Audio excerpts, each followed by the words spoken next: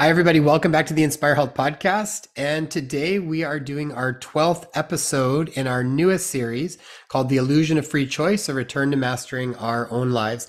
And we are bringing back a former guest known as Guy Needler. And Guy joined us on our detox series for episode 145. I'll put a link in the show notes. And we talked about spiritual detox and how to avoid karma. So if you haven't checked that out, make sure you go and listen to that. When you get into Guy's work, he's written volumes. There's a number of books, and I mean, yeah, we've got a bunch of them right here. So there's more in our bookshelf, but that's part of the library of books that we've got from Guy, and they are all really mind-expanding books. So he's the author of a number of them, including The History of God, Beyond the Source, Avoiding Karma, Psychospiritual Healing, The Origin Speaks, and the And Dialogues. And we came across Guy's work maybe a year ago. Through RJ? Yeah, through another guest of ours and friend of ours, RJ. And Guy's learned to traverse the frequencies and communicate directly with high-level energetic entities, with the ancient race called the Om, the source entity, whom we call God, and the origin, the creator of the source entity and the co-creators. So for more information around that, you need to dive into Guy's books, but we've really enjoyed Guy's perspective, and we wanted to bring him back for this series to help us shed more light on this concept of free choice and mastering our life. So Guy, thanks so much for joining us again. Thank you. Pleasure to be back and seeing you again. You as well. Yeah, these are always conversations we look forward to having. I mean, as we go through your books, Taya's constantly writing down questions around stuff. So then it's so much fun for us to be able to actually bring you on and field some of these questions. Because as most people know that have been following us, we take you on our own personal journey. This is a journey that we embark on because we want to understand things more and understand the truth of things as best as we can. So we bring on people that we've really learned from, or that we've really enjoyed their content, and we want to share that with you so that you can see what resonates and what doesn't. So Guy, maybe before we jump into the concept of free choice, which I think we'll get into in a little bit, can you give us from your perspective and what you understand as far as who exactly are we? I mean, as a human species, there's lots of conversation around lots of different bodies. I know in health, we talk about a lot of different bodies of health, from physical, mental, emotional, spiritual. From your perspective, what are we as a human being?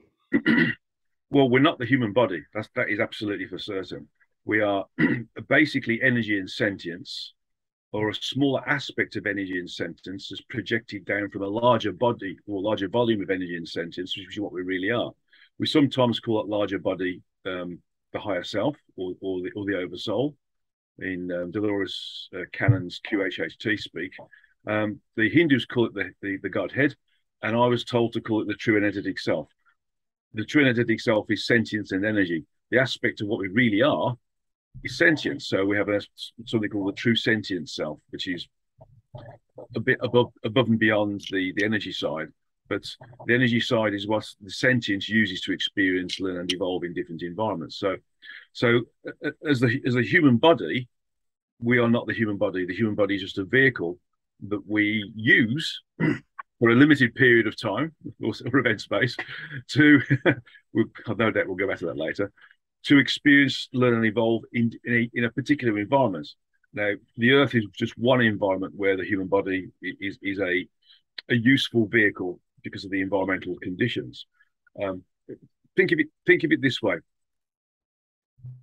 we are not our motor cars, but we drive our motor cars. So we're not a BMW, we're not a Mercedes, we're not a Kia, we're not a Toyota, we're not a Chevrolet. We're the driver of those vehicles. And that's what the soul is. The soul is this smaller individualized unit of sentience that drives a body. And so we don't, right now we're in this body called the human body. But next incarnation, or next time we want to experience existence in a lower frequency aspect of the universe, the physical universe, we could be in a different body that is in a different galaxy, a different planet within that galaxy, and a different frequency that galaxy is manifest within. Okay. And I have a quick question. Guy, when you say sentience, does that mean like an aspect of God that is coming and working itself through us? Well, if you look at there's a structure. Believe it or not, there's a structure. The overall structure of sentience and energy is something I'm told to call a source entity, which we call God. There's individualized units of that sentience that is used by the source or God to experience the minute detail of itself. And those individualized units of sentience and energy are what our higher selves are, our true energetic selves, or Godhead or Oversoul. Each of those units of sentience has the capability of further projecting smaller versions of themselves further into the minute detail. So those are what we call souls, or I'm taught to call the aspect.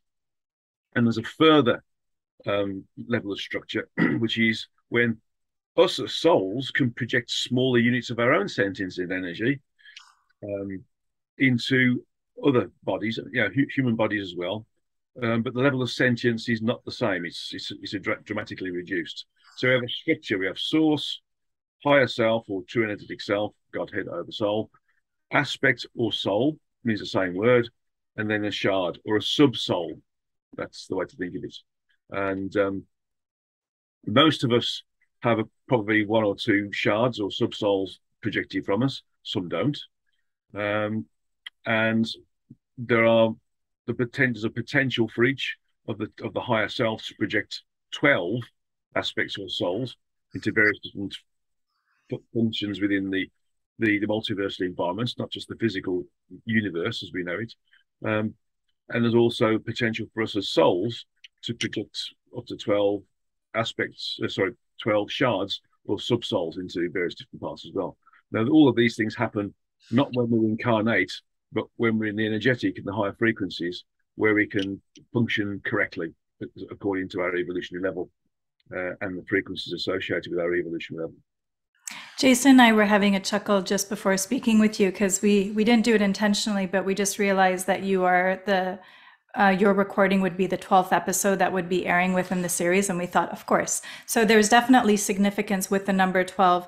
So just to reiterate, so there's this whole energy or body of what you refer to as origin, and within the origin is where the true energetic self resides, and then from the energetic self, then there's the projection of up to 12 aspects, and from the aspects there's then the possibility of projecting further into 12 shards.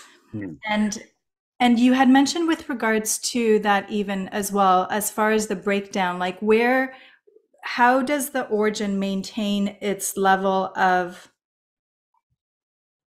power or sentience? Well, the origin is a level above the source. So for those listening, what's just been described as the origin is actually the source. The origin is a significantly larger volume of energy and sentience, and it itself has created these 12 smaller individualized units of of sentience and energy to be able to accelerate its own knowledge of self. So where do they reside? Right now, in my understanding, right now, and that's changing dramatically with my latest book, by the way. Right now, they are existing within the first level of 12 levels of structure. There is apparently 12 main levels of structure, and inside each of those main levels of structure, there's 12 levels of structure. So if I was to just describe the first 3 levels within the first of those levels, we've got frequencies, subdimensions, and full dimensions. And then we have others above that. We have zones, continuum, etc., up to 12. And then once we've done that, we then go into the second group of 12. But the interesting thing is that the volume, shall we say, associated, and therefore the finitude, therefore associated with each of those different levels, increases by the power of 12. So the number 12 is really, I'm not a numerologist at all, but it seems to be a significant function in everything we do. Not so much in terms of the structure of the origin, but the structure of the source and how we associate ourselves and are able to divide ourselves or individualize ourselves. It's.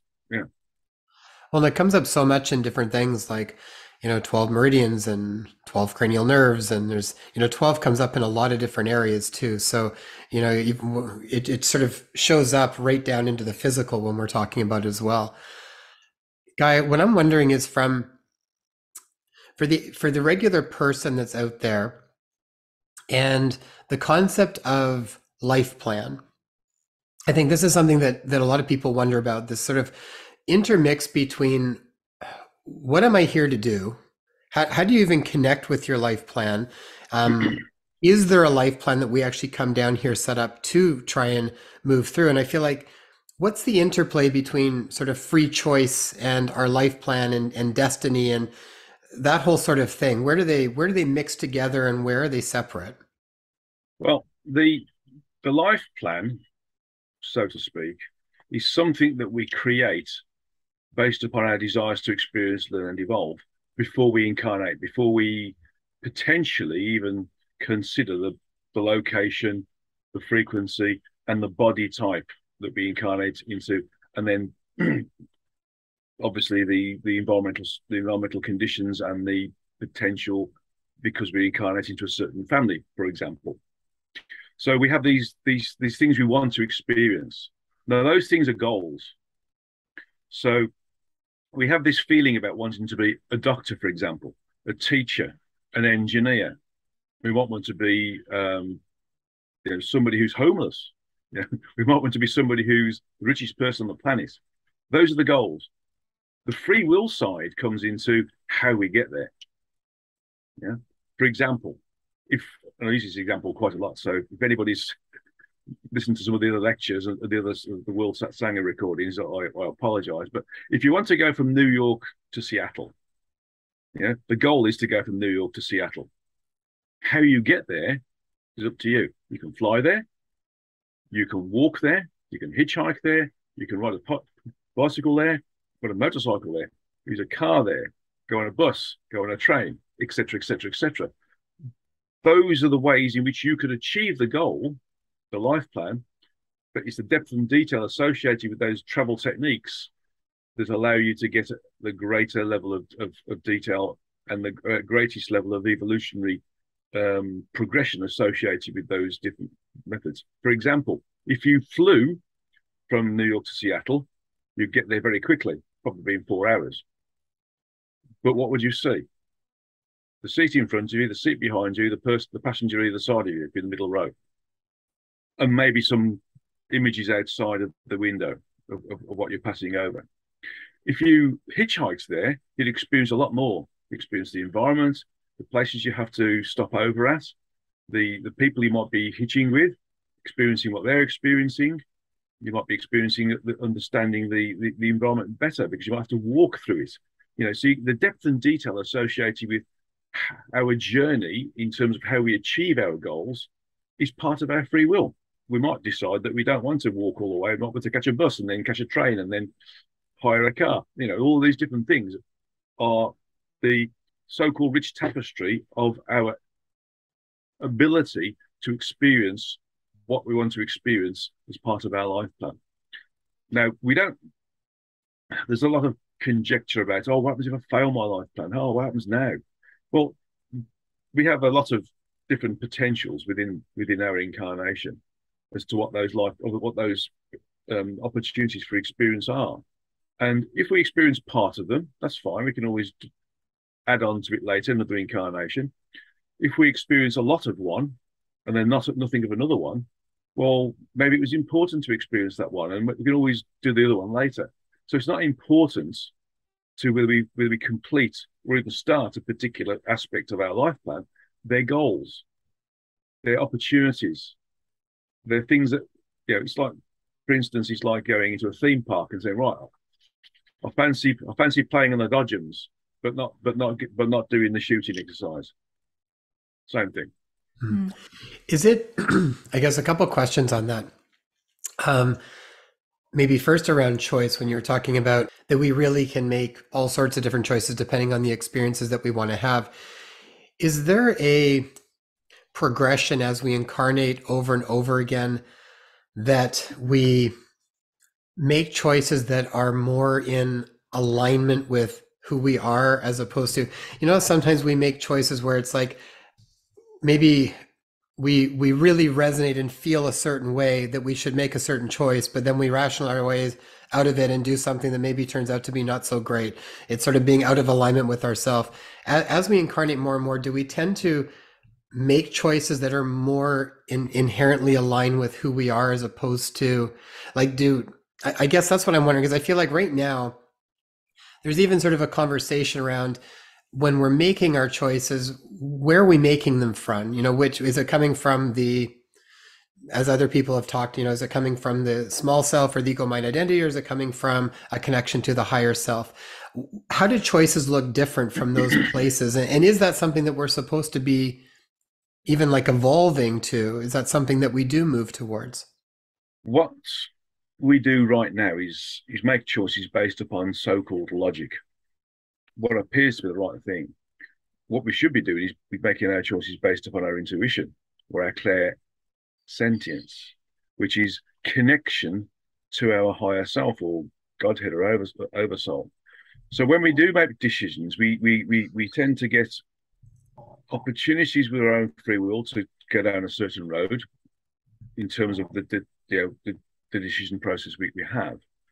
But we also have the opportunity to listen to our gut feelings, our intuition, our clairsentience, which is us knowing the bigger picture about what we need to do. But then we sometimes get the ego involved. And the ego is a function of our incarnation. It's a temporary personality created through the aspect or soul being almost totally cut off because of the low frequencies and the low communicative bandwidth from what we really are. So it starts to think in terms of, well, I'm here. This is what I am. I'm the human body.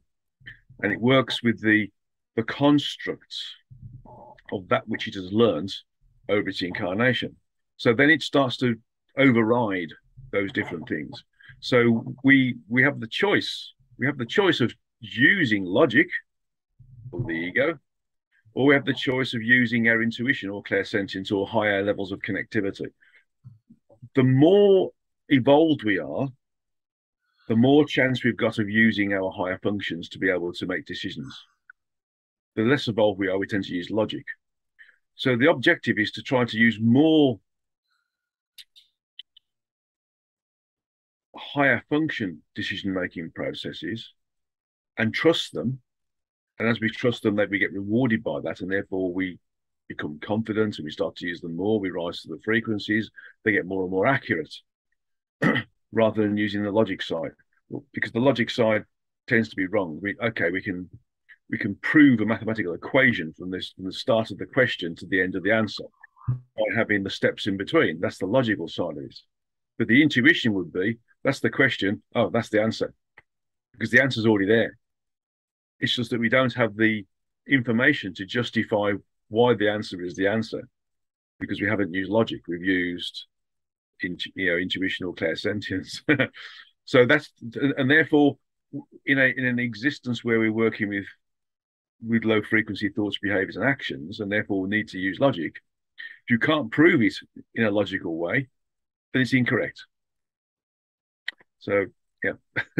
Yeah, and I mean, that's definitely the world we're kind of currently living in, and I think going through this transition in pockets of it where it seems like, people are wanting to, and also I think they know an inherent truth around intuition, because it's such a strong feeling of knowing inside yourself that transcends logic. So Yeah. sometimes it's like, well, I don't know how I can prove it, but I just know that's the way it works. Yeah. Well, certain scientists, if you ask a scientist in general how they could justify a particular discovery, they will say that they worked through different experiments and went through dead ends and then stopped those dead ends and went through another change and made minor change, and then they got to the end.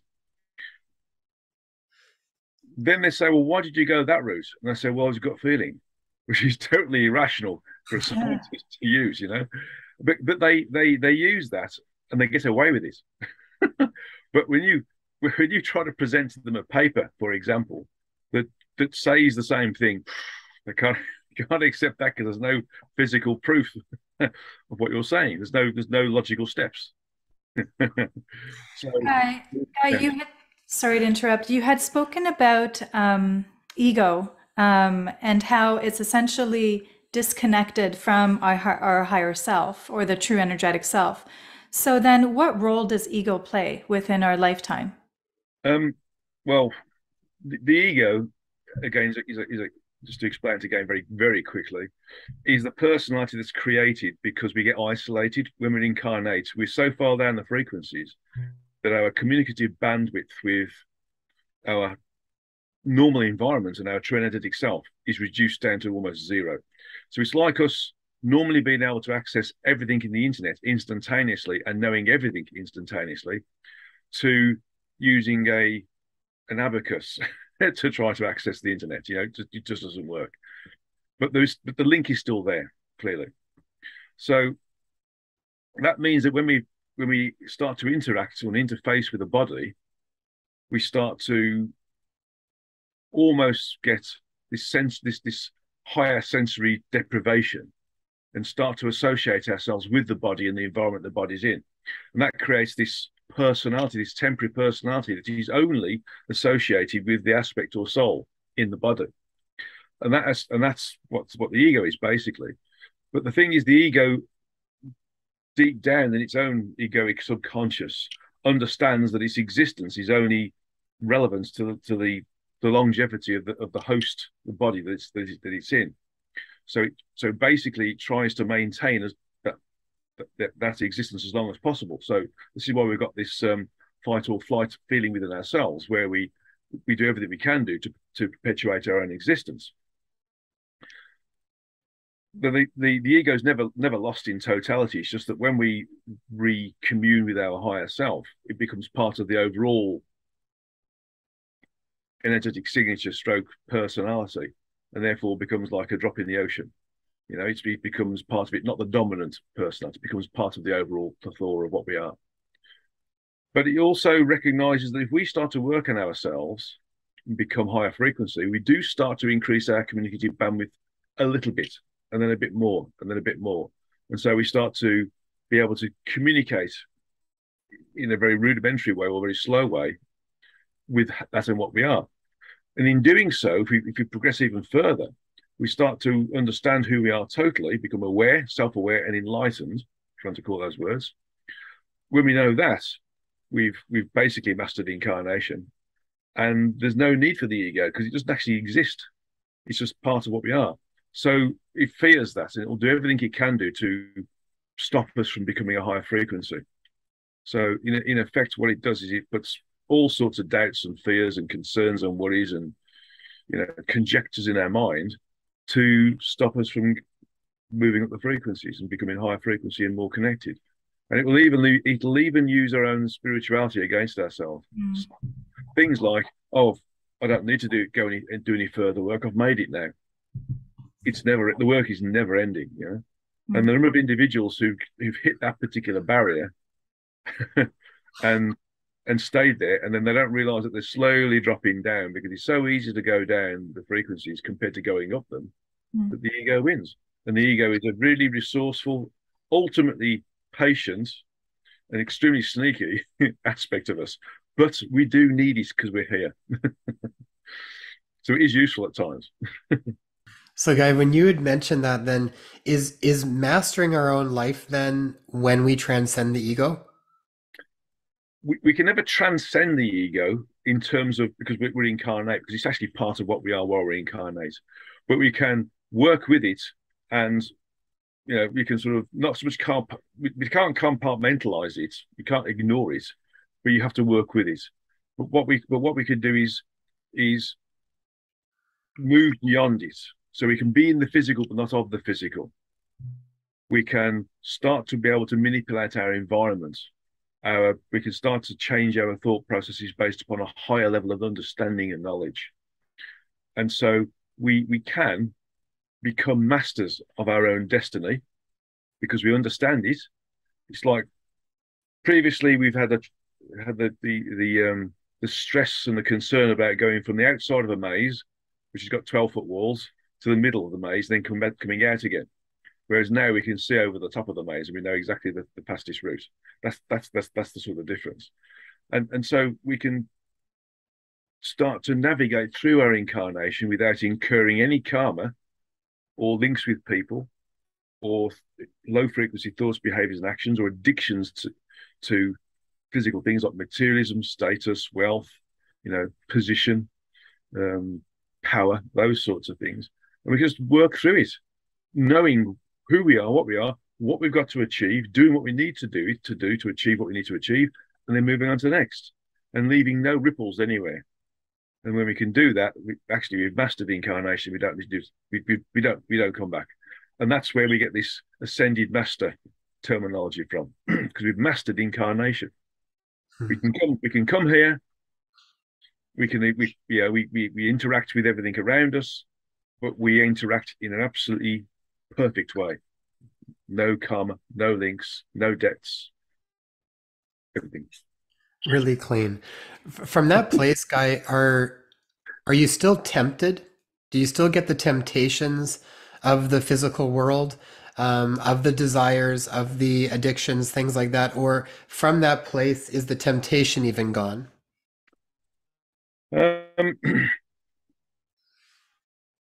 They're always there. They're always part of what we are, part of our environment. But the issue is understanding that sometimes we go through an addiction, such as the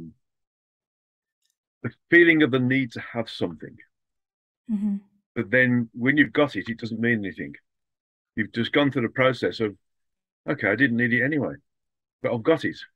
Ah, that's interesting. So it's almost like you've proven to yourself that you don't need it. You've weakened a bit to go to, okay, I need that, even though I don't need it. And then you've got it in its own.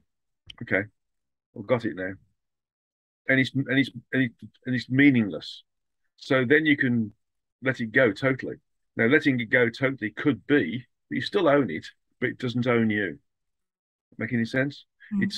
It's you can give it away to somebody. I mean, I've given lots of different over the last couple of years with people having to work at home with their schooling and things. I've given about half a dozen computers away because I had a number of them which I'd sort of kept and I've just updated and not bothered to lose. So now I've given them away, and it's done somebody some benefit. And it's those sorts of things where you realise that actually you can give it all away if you need to. You don't need it. Everything you have is within you. I think I remember hearing it once before. It was described as sitting down and having this wonderful dinner that you were enjoying, and then the doorbell rings and you have to get up and you have to step away from your dinner, and you're kind of okay with being there and loving and enjoying your meal, and at the same point you're totally okay with being able to step up and walk away from it and leave it there as well. Yeah, it's it's it.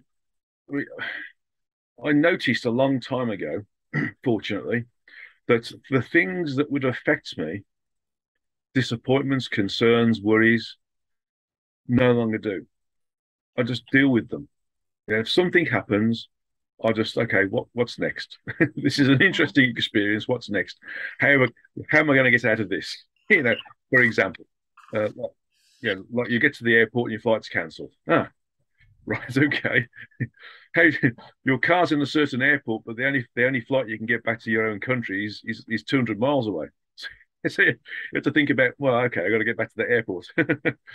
So you have to sort of work things out and not worry about it, but just treat it as something you've got to do. And doing that, you think supremely clearly. There's no panic, there's no emotion, there's no concern, there's no worries. And I've seen people, have something happen to them, and their whole worlds just fell apart around them. Whereas if the similar thing happened to me, it doesn't bother me, because the reality I've got is what I'm creating around me, which is everything is containable, everything can be dealt with. If I found out tomorrow that my body's got another 3 weeks to exist, I think, okay, that's interesting. Let's see what I can do with my work within those 3 weeks. Yeah. That'll be it because I know that I'm not the body. The body's just a vehicle. Guy, I had experienced what you're speaking of after like going to a 10-day silent meditation in Vipassana, or after a week-long training at Thai massage. I remember my car actually got towed when I came out from maybe the fourth or the fifth day of the Thai massage program, and I came down and I was experiencing everything around me, including the incident that was before me, with such clarity. And I knew what I had to do. I knew that my cell phone was in the car and it was also towed. So I looked around to see where I can find another cell phone to borrow, to call. Anyhow, so the level of clarity and calm that you're speaking of, and equanimity, was very tangible and present at that time. How do you maintain that throughout everyday life, like without needing to step up and go into a cave and remove oneself completely from life and everything that surrounds us? How is one able to maintain that level of calm, clarity, and equanimity on a day-to-day basis? Well, clearly at the start, we dip in and out of it. You know, we do have little moments of faltering, so to speak. But the way to regenerate that feeling is to just close your eyes and stop and breathe, and then visualize yourself in that other period when you were calm and collected, that other moment of concern or stress that didn't invoke panic within you. And place yourself there, and then place that version of you that was then into the now. You know, that's what we used to do. I used to compete with in martial arts at a pretty high level for a long time. And before big tournaments, we would see someone that would work on us physically, kind of do naturopathic medicine, chiropractic, body work. And then we would see someone that would sort of tune up the mental part. And it was very much like that. We would connect to a feeling of in the past where we were in a real flow state, or in a feeling of confidence or power, whatever it might be, and then anchor that in to bring that into our competition. So I absolutely can understand that, and that's probably a good practice for people to connect to. And we would usually anchor it in, like I'd actually, connect my fingers and sort of connect physically the sensation of it, so I could kind of bring it in when I wanted to. Mm. Um, So the other thing to do is to detach from it. Consider it like you're watching a film, or it's somebody else's problem, and you're helping them solve their problem. So you're not actually the person who's the primary beneficiary, even though you are. If that makes any sense, it's it's it's putting yourself over there somewhere rather than here, and seeing it as an outsider, and that works as well. I think one of the things that you said that's really important around this concept is that there's a lot of still very practical action taking place when you are in this state. So a lot of times I feel like this is an important one for people to understand too, because sometimes we think that being in this sort of state, it's we're not really in the world so much, and we're not even able to function in the world in quite the same way. Things kind of overwhelm you, almost don't want to deal with anything. But what you're talking about is when you're in that state, you're actually crystal clarity, and you're getting things done in the world very practically. To me, that's such exactly what you talked about, in the world but not of it. You're in the world in the sense that you're dealing with exactly what you need to deal with clarity, not making extra ripples, but you're not in it in the sense that you're not being overwhelmed by it. Or Mm, I think Jesus had said, wear the world like a loose garment. So it's there, but it's not burdening you down. yeah. I mean, an example of that is I my brother is lives on another lives in New Zealand, a long way away. you know, time zone wise, it's about I think we're equal now. We're 12 hours. That's in about 2 weeks' time. We're going to be 13 hours behind. And he's basically he's got dementia. So I've had to move him from one house to another house that we rented. and then moving from there to a one care home. We couldn't cope with dementia patients because they coped with older people, and then to another home. And so I had to move him three times from here, from the UK. And friends say, "How did you do that?" Well, basically, it's just the same as being in the UK. You phone up a moving agent, you talk to a letting agent, you talk to your previous landlord, and you just treat it as if you're in the UK. Okay, it's 12 hours away, in terms of time zone, 24 to 30 hours away flight time, but it's the same thing. You're just doing it as if you're in the UK. And that was the way I treated it. It was just, okay, I've got to do this, I've got to do that, I've got to do the other. And phone them up, talk to them via emails as well, or via WhatsApp, and it all got into place. I have to say, though, it would have been a different story if I had to do it 30 years ago. Because of the ability to communicate now is supremely more efficient now than it used to be 30 years ago. But having said that, I'd have still dealt with it, but in a different way.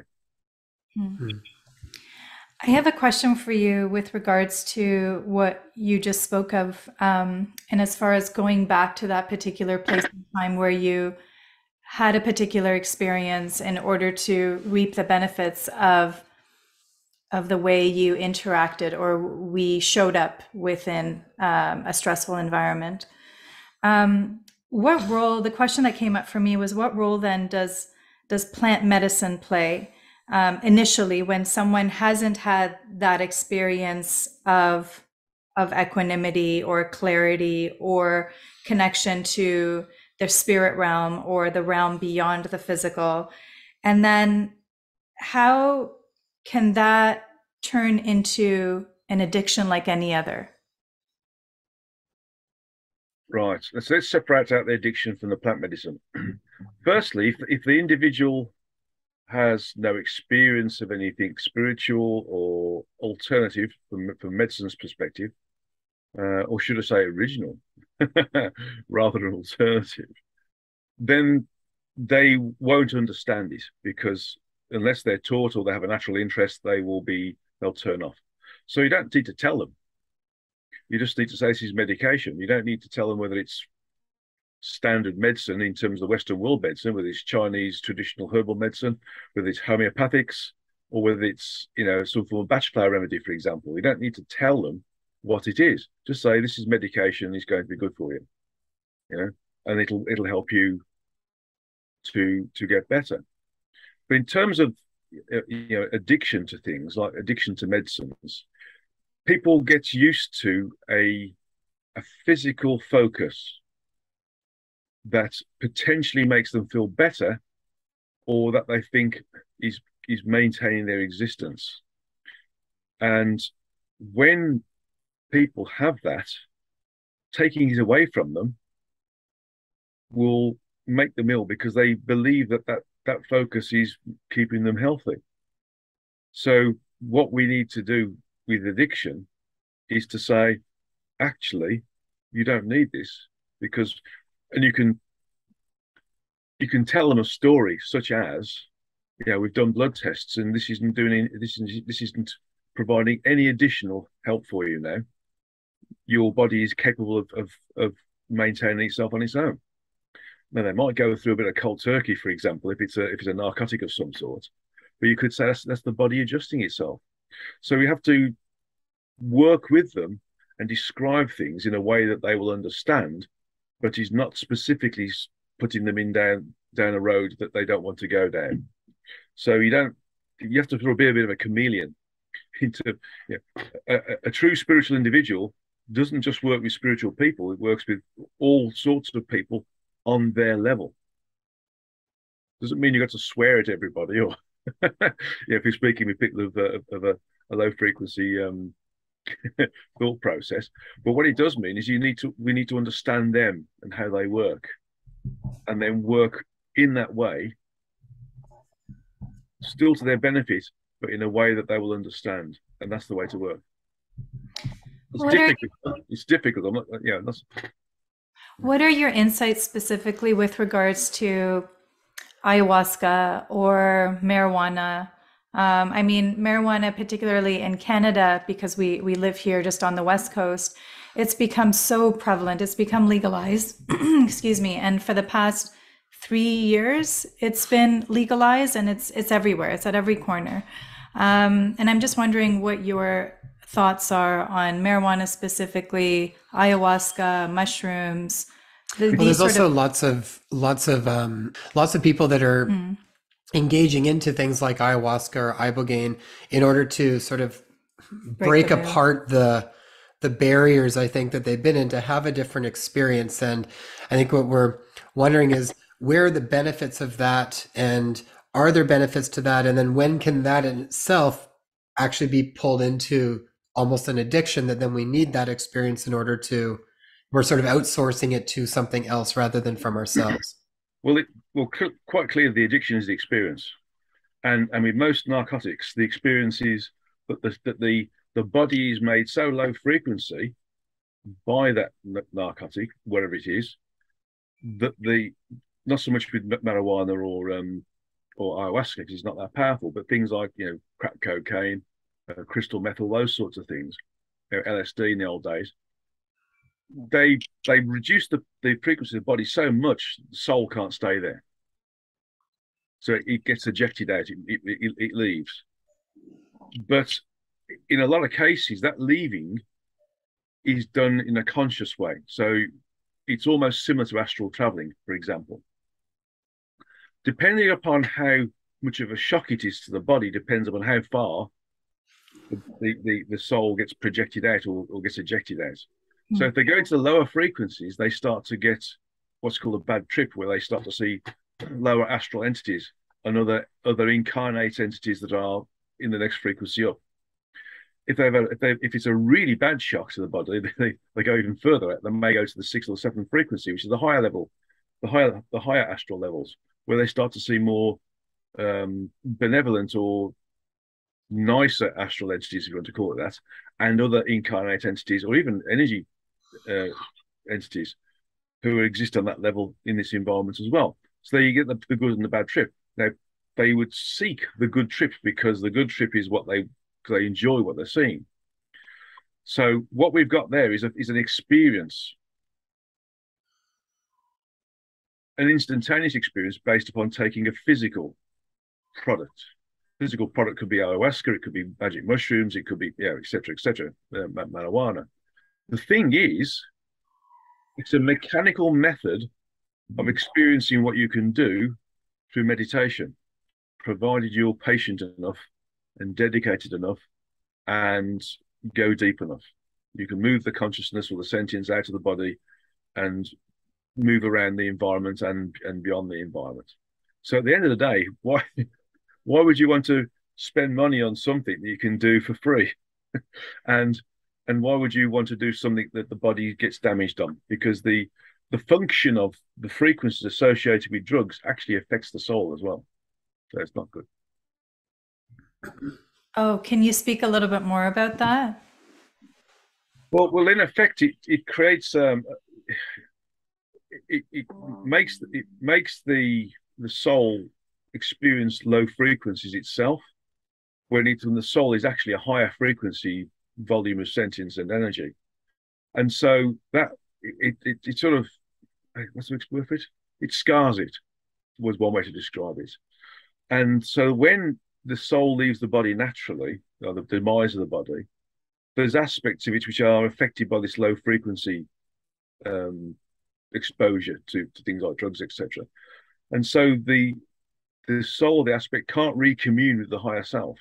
It has to be sort of almost put in quarantine. In fact, I think I use those words in the Andalags, where the higher self or the true energetic self and the guide and helpers work with the soul to re-establish the overall frequency of the soul. Think of it like think of it like having a partially thawed product out of your freezer. Yeah. How many times have you been to a restaurant, for example, and you've had something like chicken or something or whatever, and some part of it is still frozen. That sort of thing, if they haven't done the job properly. Well, it's the same like that. Most of the soul is okay, the higher frequency, the hot, squidgy chicken, for example. Not that I eat chicken, but this is the example. But right in the middle, it's still frozen because that's the lower frequency aspect of the soul. And it's the same sort of thing. So we have to sort of thaw out, if you want to call it that, the soul, so that its totality is the same frequency as it normally is before it can recommune with the Trinity self or the higher self. But that low frequency aspect is a function of being connected to the body when it's shocked by the narcotic product, because it's so low frequency, it has to get out. But sometimes it doesn't get out fast enough, or if there's constant exposure through addiction, then it creates the condition where it becomes low frequency, and that's when you see the drug taker not able to function properly. Mm-hmm. That's really fascinating. I remember when I came across that content in the Anne dialogues where you spoke about opiates specifically and morphine. I was blown away. And I mean, my background is Persian, very home of opium, where there's been a widespread use of opium for many decades now among the masses. But I'm wondering if you can speak a little bit more to that specifically, like which specific drugs that are routinely used for, our loved ones, that can actually, and what happens exactly when they do take those drugs? What happens even with regards to the disincarnation process? It slows it down. I mean, in terms of the disincarnation process, it slows it down because the soul is, again, a higher frequency volume of sentience and energy. And when it's exposed to continuous shocks of medication, whether it's marijuana, whether it's morphine, whether it's, chemotherapy, etc., etc., etc., the soul becomes low frequency. It starts to freeze, using the chicken example. And so it can't detach properly. It needs longer to detach. And so the potential for the soul to be stuck in the body for a longer period is there all the time. So the objective is to try to do something that helps them overcome their focus on things like pain or disability or dysfunction without using a physical focus or product. And so we need to learn to either use some higher means, either hypnosis or meditation, so they can detach themselves from their physicality. And so then, once they've learned to detach themselves, they won't need to have the medication. I mean, there's a lot of evidence, not just stories, evidence that yogis can have major operations without the need for anesthetic. People operating on, they transplanting kidneys or taking a kidney out, or doing removed an appendix, etc., etc. No need for anesthetic because they're in control of their body totally. I I really like having these kind of conversations. I feel like it opens the door for people to just like, what's the next step down the road, right? What's possible that we could move towards? Because I mean, right now, in the world of palliative care, I mean, it's primarily based around opiate medications just to try to decrease suffering, right? That's the idea. But what's helpful is when we sort of are aware that beyond just what's happening in this physical body, there's these other areas that we need to also pay attention to, because we're not just this physical body. So is there benefit to it, but is there also potentially detriment to it? And what are some better ways that have less and less detriment? So is there a place for prayer or setting an intention? Like, I'm thinking, I have a loved one right now who's not doing very well. And I'm just thinking, what's the best way to support him if he's not open to hypnosis or meditation, and he's, in his mid 70s right now and in a lot of pain. Mm. What would be the best way for loved ones to support those who are not doing well? Um, well, in my experience, prayer is undirected meditation. Mm. It's not specific. It's sort of, not even a mantra, basically, but it could be. So what I would suggest is, rather than use prayer, use a meditative mantra, and you focus on the individual, and you see them being well, you see them in a pain-free situation, and maybe you use a few words repeated about 12 times. Well, actually, not about, it is 12 times, because that's the magic number again. That says, Uncle John is feeling better. Uncle John does not have cancer. Uncle John is in remission. And you can repeat those words, that group of words, about 12 times. And you just send them that knowingness that they aren't the body, and that body can be changed. And the change will be the remission of, in this instance, the cancer we just talked about, and that they're okay. I mean, prayers don't do much. They're for people who want to go to church and think that they're communing with God. They're not. Meditation is the way forwards, always. And mantra is basically a way of achieving something, or generating the energy associated with achieving one's desires. Okay. There's desire. There's a bit of a calculation. I may have shared this before, or a process, you should say. There's desire, intention, thought, and then action. And so if we desire something, it's really high level thought process, or high frequential thought process. Then the intention comes into play. Oh yes, well, we can do that. The thought is the planning side of it, and then the action is the delivery.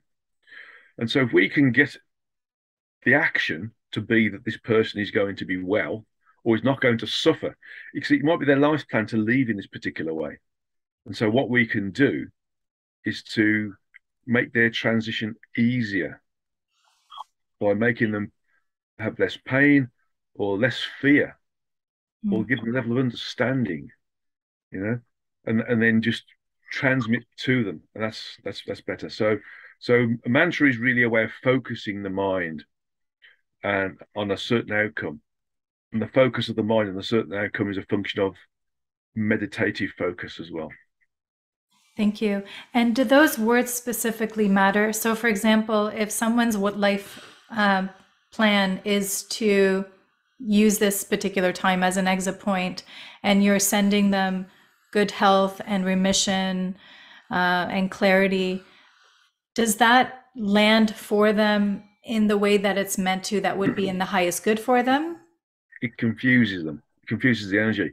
Basically, if we would first need to meditate on them and establish whether this is the way they're going to go. I mean, I've had a lot of individuals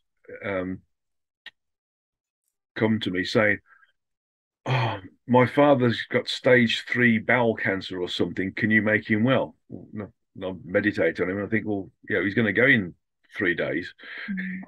I said, that's the way he's chosen to go. And but it's not the fact that he's going that way. It's the person or the individual, the family, are selfish because they want him there. Because maybe he's the one who's sorted the problems out. He's the one who's always been the guiding light. The person who's been calm, and they're worried that they can't cope when he's not there. So it's purely selfish. In most of those instances, they've left within a day or so of what I've picked up. Really, we have had spontaneous remissions, by the way, which is interesting. But it's only if it's in the life plan to be able to experience that sort of remissive events where they suddenly become clear. The body suddenly has the combination to destroying the cancer or the virus or whatever they've got wrong with them, and bring them back to full health. That happens. If that's part of the life plan, fine. But the idea of that is that they come back with a a renewed vigor for something, or a need or a desire to be of service in some way. And that's usually the story behind those sorts of, last minute remissions, is that they have something important to do, something important to share, for example. Thank you. So then I guess from that same perspective, then, as far as for us on this side, if we were to hold that person in mind and we would first have to do a meditation to sort of try and tap into whereabouts are they, what is their life plan, and then would it be just holding then a sort of a mantra that they will have the most clarity as to what is in their highest good for themselves, like just Yeah, that can help. Yeah, I mean, that's sort of putting the potential for them to understand, which they might not have the capability of understanding. My feeling is, once you've understood that they're going to go, is that you send them as much love and energy as possible to allow their transition to be stress-free, pain-free, and as efficient as possible. okay. That helps, because I think that's a question a lot of people wonder, how to best support their loved ones that are going through transitions and going through some suffering in that transition. And sometimes they don't want you there. Sometimes they're there and you go to the bathroom and they come back and they've gone. You think rats. Yeah. I've had that a couple of times with my parents, actually, both of them. But with other people, I've been there. It's just it depends upon how they want to. But they want to spare you their bodies twitching and everything else, I suppose, and what have you. So Right. yeah, and maybe the supposed grief, but I've never really felt. I felt lost because you miss people. You physically miss their presence here. Because we're all in a lower frequency environment and we're all struggling. and you miss that feeling of somebody else is with you, who's close to you, who's also experiencing the struggling. So you do feel a little bit alone. But at the end of the day, that they're back where they're supposed to be, and you're jealous, basically. I love this perspective, because it definitely gives people something else to ponder. Yeah. Well, it lightens the concept of life and death, and it As we know it. expands it. One question I had too, Guy, when we were talking before about even experiencing different astral entities and different realms like that, around the concept of free choice again, is it possible that you can have sort of walk-ins, or that you could have an entity that comes in that literally is kind of stepping in and running the incarnation, that the person that incarnated is no longer actually making the decision so much as something else is that possible, and how would that happen, and how do you work with that? Yeah, most walk-ins are a pre-birth decision process between different aspects or souls to experience the body. So you might have a primary animating soul, the primary soul, who's with the body all the way through an incarnation. But in between, you might have a number of souls which come in as like backseat passengers, for example, who are just there to experience the incarnation, not interact with the incarnation. Sometimes that doesn't work well, though, because they get a bit excited and they want to have a go, and that's when you start to see people with schizoid sort of issues start to come into play, schizophrenia and those sorts of things, and also when they're communicating with the other entities, they can be seeing other entities if they're seeing the next frequency up, for example, but it's more likely that they're communicating with other souls in the body. So it is usual, not all the time, but it's not uncommon for a body to have more than one soul in there, probably 2 or 3 souls, sometimes 4 or 5 souls, sometimes 7 or 8 souls. But as long as the primary animating soul is the one that's got control of the body, then it's not an issue. The rest are all just observers. But we do get situations where a soul only wants to take the incarnation so far, and then they will leave that body and another soul will come in because it's an agreement that the other soul will come in and continue the incarnation. And that's where you start to see sometimes memory loss, but also definitely a change in personality. And that can be quite alarming at times, specifically when it changes. But also, what can happen sometimes is that the animation of the body can be swapped between souls on a regular basis. So you might have two or three souls in a body, and they swap animation. So that's when you might see somebody displaying two or three different personalities on a regular basis. A work, personality, for example, a home personality, a hobby or a play personality, just to give a very basic understanding. So it's quite common for having walk-ins stay with us in the body. There's not many walk-ins that are, shall we say, not wanted. They sort of sneak in.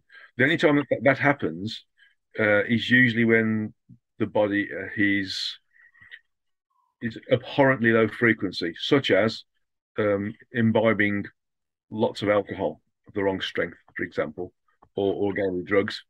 So the function of the body is such that it's left open, wide open, and then other souls that haven't quite understood that their bodies they're disincarnate, try to reincarnate by going back into that body.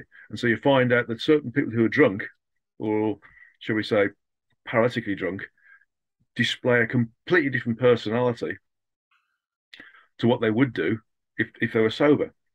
And it's only when they start to sober up that's the body starts to change its frequency again. Then they have to get out because there's a harmonious effect between the soul, the animating soul, the primary soul, and the body. So that other soul that's sort of temporarily got in because the other soul's got out because of the low frequencies associated with taking drugs or drink, has to get out, and the other soul coming back in again, and then there's no memory at all of what happened in that state. So yeah, I mean, they come in, there's lots of different descriptions of the different types of walk-ins in the An dialogues, towards the end of the An dialogues, and also there's a bit of it in the psycho spiritual healing book as well. But it's not uncommon. It's not something which is rare. It's something which we do because the human body and other bodies around the physical universe are a rare commodity.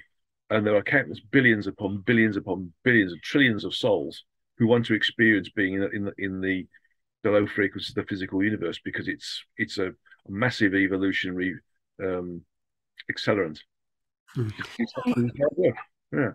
One thing I'm wondering, and tied in that when you were talking about different souls coming in, and I'm just curious about, I might not be saying it correctly, but it's like even when people are identifying as binary or non-binary, or I think sometimes two-spirit. I was going to say and two-spirit.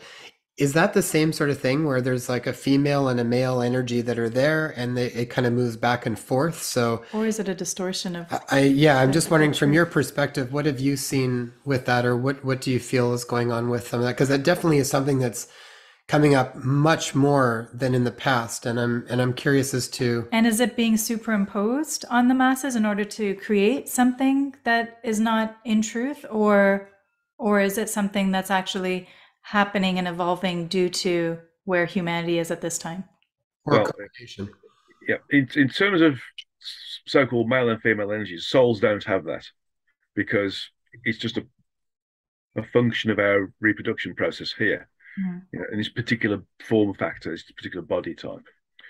But if there was a soul that was previously in the female form or has done a lot of incarnations in the female form in a male body, they may get confused. So that's when you start to get the homosexual tendencies, for example, the same with lesbian side as well.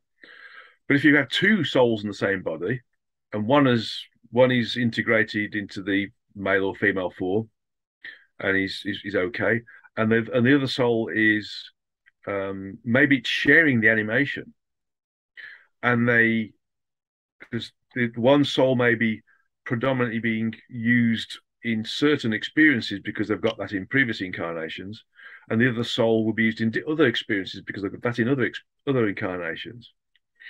You might find that if the one soul has done a lot more female incarnations than male, and the last one was female, but they may start to display what we classify as female tendencies. And then when the other soul takes over again, that was the primary soul, or the other animating soul, that's more integrated, say, in a male body, and the body is male, that may become more masculine again. So there's a number of different factors there. If there's only one soul in the body and they are struggling with their gender, it's usually because they've changed from a long line of male incarnations versus female incarnations, and it's a bit unbalanced, and so they're having trouble detaching from, or maybe even the body was supposed to be female, but in the gestation process, the enzymes and things went wrong, and it became a male body or a female body, and those things do happen as well. And sometimes it's part of the life plan to be in the wrong body. so that's something else as well. I think it was in one of your books, whether it was The History of God or The Origin Speaks, where I think you were actually having a conversation with the origin or source. I can't recall which one, but you basically said that you were going to go out that evening and have a few drinks with friends, and their response was, well, for you to consider poisoning your body as socializing is an interesting thing, something along those lines. But what is the place of alcohol, like, even for socializing?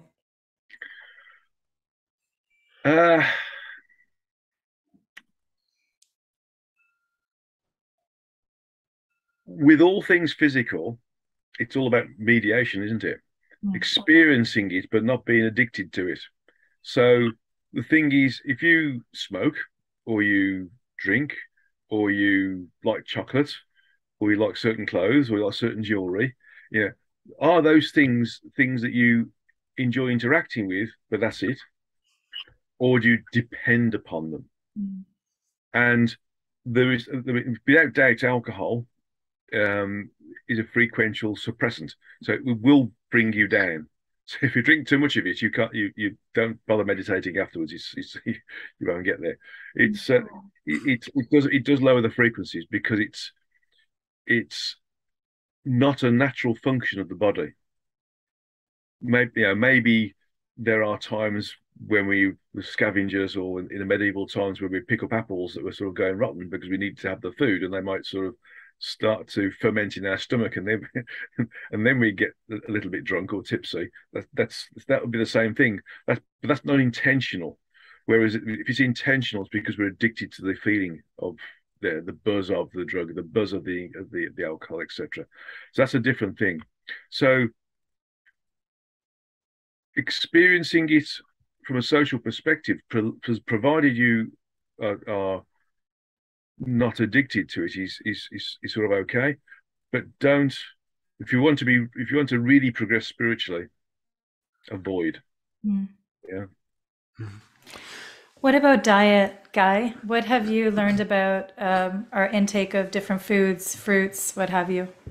Well, there's optimal foods and there's foods you have to have. I mean, the human body is a bit complex, and you can tell there's different blood groups of people who have to have meat. They have to have meat and vegetables. They have to have just vegetables.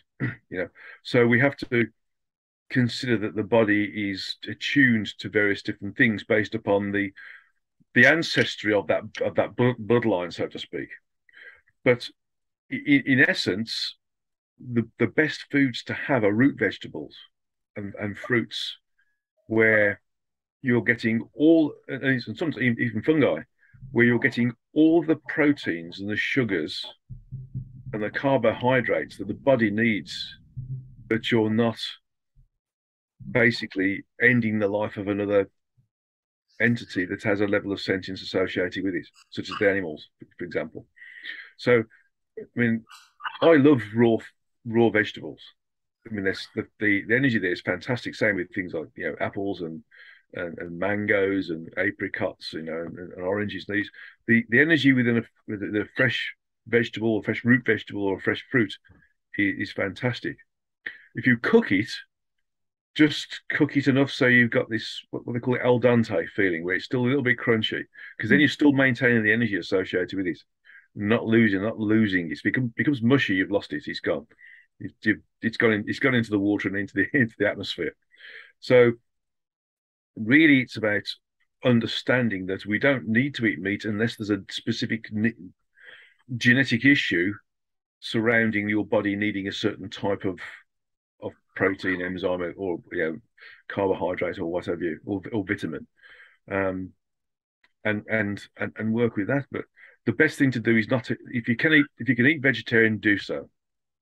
If you can eat vegan, sensibly do so, because it's not incurring low frequency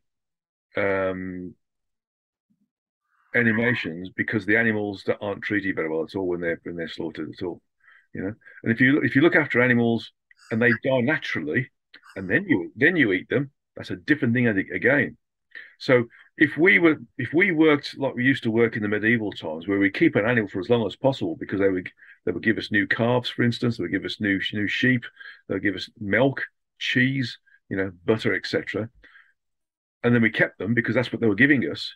And then they die of old age. That's when we should be eating the meat, if we desire to eat meat, not breeding them en masse and slaughtering them en masse, because that goes against nature totally. Mm-hmm. Thank you, Guy. Thank you so much. I know we've kind of come on time now. In closing, is there any final words you have for the audience as far around the key concept of this series around free choice and mastering our own lives? Any final statements for the audience to embrace now that they can start to do around that concept of mastering their own life? Yeah. Make your reality your own reality. Don't work or don't piggyback off somebody else's reality. You can create heaven on earth within you, basically, by doing things the way you want to do them, experiencing what you experience, provided you do it in a sensible, realistic, and responsible way. That means not breaking the law, basically. So it's all about creating your own environments, creating your own reality, and working with the environment in a way that is responsible and is correct, is going to help the environment, is going to help you, and it's going to help people around you within that environment. And so things like following the news doesn't help. Like following conspiracy theories doesn't help. Just absorb what you feel is the truth and work with that, and create your own reality around yourself. Doesn't mean you separate yourself from people. It means you detach from the nonsense and you start to work with what is real, not what is created. Well said. I think that's wonderful words of advice for everybody. Guy, where can people learn more about the work that you've got? Where can they access your books, consultations that you do? Yeah. Well, my website, www.beyondthesource.org, is where you can see about the workshops that I do, the consultations that I do, and the books you can buy. You can buy the books from ozarkmt.com, which is my publisher, or Amazon, everywhere in the world, and other online book selling services. They're all there on Kindle, they're on Nook, they're on all sorts of different PDF viewers. So you can buy the books as digital copies or as paper copies. And, or they can email me, info@beyondthesource.org. I'll do my best to respond. Super. And also your YouTube channel, because you do satsangs as well. So we've joined some of those, and those have been really valuable. So for people that can sort of get a taste of some of the information you're doing and go through a bit of a meditation, I really like the way you break that up as well. Yeah. Yeah, go into YouTube and type in my name. You may see a little bit of Aikido there. I don't apologize for that, but that's something else I do on the side. So I'm trying to introduce the spiritual side of it into it. But you'll also see the satsang as there in some of the previous lectures that I've done as well. Great. We'll actually have the links for our friends noted below. And in addition to that, I'm going to include 4 additional videos, links to those videos. One will be the interview we did with you previously on this platform. Another one was a great talk that I came across just a couple of days ago, where you spoke specifically on the reincarnation process. Well, I'll include that as well because it was so wonderful and it goes into a lot more detail for friends who are interested. And then 2 additional satsang videos of yours as well, where one of them you spoke of incarnation and the other one you spoke of disincarnation. And those are, I found them to be incredibly valuable to understand, especially at this time where there's a lot of people who are taking care of loved ones who might not be doing well. So it's really helpful to have that knowing in the background, to know of the processes involved on a spiritual level, on a metaphysical level. Mm. Yeah, it's explained in a fairly mechanical process because that's the best way to understand it. And if we can understand it in those ways, it removes the veil, so to speak, so we can understand it in a way that is conducive to our own education, which is great, and everybody can understand it. Wonderful. Thank you, Guy, thank you so much. What a pleasure chatting with you again. Thank you. Namaste to you, and namaste to everybody who's listening and watching in. Thank you for. Namaste. Thank you.